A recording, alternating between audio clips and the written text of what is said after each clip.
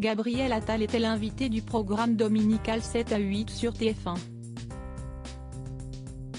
Le membre du gouvernement français s'est exprimé sur sa vie personnelle et notamment le divorce de ses parents.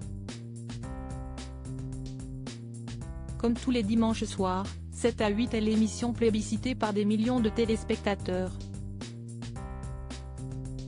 Au programme, des sujets inédits traitant de l'actualité française et internationale, des reportages et bien évidemment le portrait de la semaine, la séquence menée avec brio par Audrey Crespo-Mara.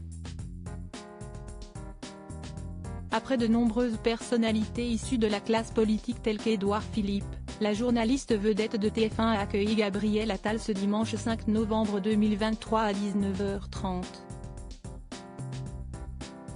C'est très ému que le ministre de l'Éducation nationale est revenu sur son histoire familiale et a partagé quelques confidences sur le divorce de ses parents survenu lorsqu'il était très jeune.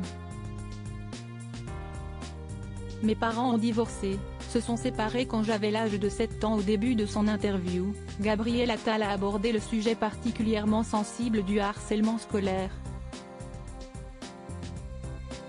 Le ministre a choisi de dévoiler son histoire très personnelle, et ce, sans filtre. Comme de nombreux adolescents, Gabriel Attal a subi un harcèlement scolaire très violent avec un déferlement d'insultes et d'attaques. Au micro d'Audrey Crespo-Mara, il a également confié des révélations concernant la séparation de ses parents. « Oui, j'ai eu de la chance. J'ai vécu des moments difficiles comme le vivent beaucoup de familles. Mes parents ont divorcé, se sont séparés quand j'avais l'âge de 7 ans. Et cela a été un divorce difficile.